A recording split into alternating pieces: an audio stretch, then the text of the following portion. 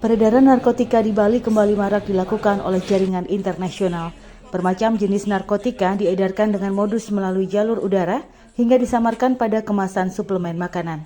Hal itu dibuktikan saat Badan Narkotika Nasional Provinsi atau BNNP Bali melakukan penangkapan 3 kasus tindak pidana narkotika jaringan internasional dan 1 kasus jaringan nasional periode bulan Juli-September 2024. Pada pengungkapan jaringan internasional Latifah Indonesia, BNNP Bali bersinergi dengan Kantor Pengawasan dan Pelayanan Bea dan Cukai tipe Madya Pabean Ngurah Rai berhasil mengamankan seorang laki-laki warga negara Latvia inisial VS membawa narkotika jenis hasis seberat 450,41 gram neto dan ganja 977,83 gram neto di Terminal Kedatangan Internasional Bandara I Gusti Ngurah Rai pada 22 Juli 2024. Irjen Pol Rudi Ahmad Sudrajat mengungkapkan, 2 barang bukti narkotika berupa hasis dan ganja milik VS didapatkan dari negara yang berbeda, yakni Nepal dan Thailand. Kedua jenis narkotika itu disembunyikan di dalam koper milik VS. BNNP Bali mengindikasi bahwa gambar tato di badan VS terafiliasi dengan kelompok kejahatan terorganisir di negara bekas Uni Soviet. Hasis dan ganja tersebut disembunyikan di dalam koper tersangka. Hasil pemeriksaan menunjukkan di badannya ada tato tersangka berinisial VS, mengindikasikan bahwa yang bersangkutan ini terafiliasi dengan kelompok kejahatan organisasi di negara Uni Soviet. VS yang berperan sebagai pengedar ini disangkakan dengan pasal 113 ayat 2 atau pasal 111 ayat 2 tahun 2009 tentang narkotika dengan ancaman hukuman pidana penjara seumur hidup atau pidana penjara paling singkat 5 tahun dan paling lama 20 tahun penjara. Selanjutnya pada jaringan internasional hasis Thailand Indonesia, BNNP Bali bekerja sama dengan Bea Cukai Ngurah Rai dan Kantor Pos Denpasar mengamankan seorang laki-laki inisial SUE warga negara Swedia pada 31 Juli 2024 di Villa Sukawati, Gianyar.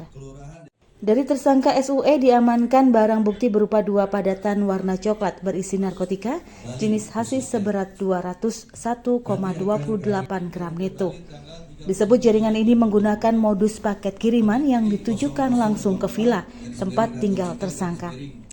Menurut pengakuan SUE, resin dari ganja ini didapatkan dari Thailand, di mana sebelumnya SUE pernah tinggal di Thailand dan lanjut melakukan komunikasi dengan seorang sumber di Thailand untuk mendatangkan hasis ke Bali. Selanjutnya, pengungkapan terhadap jaringan internasional. Pada 3 September 2024 diamankan 2 WNA asal Thailand, inisial WW dan RJ di Kedatangan Internasional Bandara I Gusti Ngurah Rai. Keduanya kedapatan memiliki barang bukti berupa serbuk mengandung metafetamina dan MDMA seberat 1,692 kg. Narkotika jenis sabu seberat 28,04 gram neto, 20 butir pil ekstasi dan 192,2 gram neto kristal MDMA.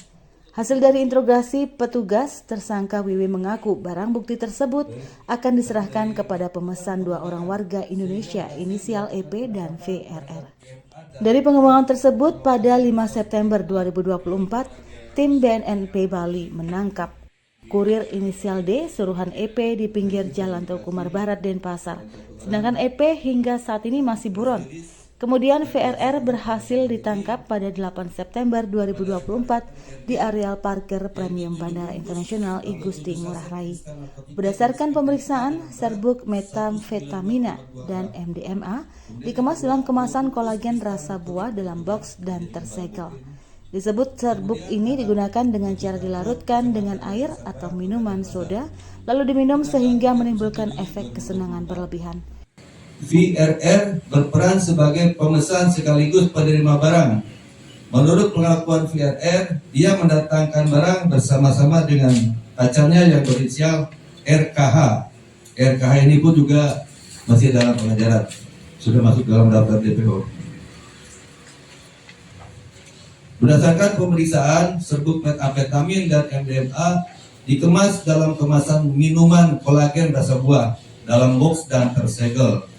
Serbuk ini digunakan dengan cara dilarutkan dengan air atau minuman soda, lalu diminum sehingga menimbulkan efek kesenangan atau euforia berlebihan.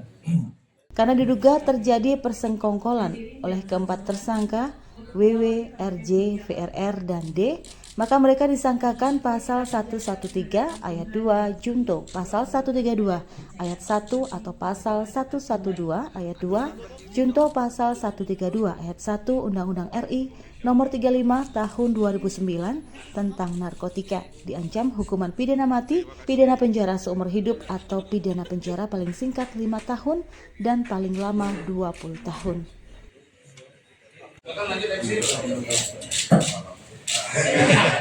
Kabar Bali Hits mengabarkan.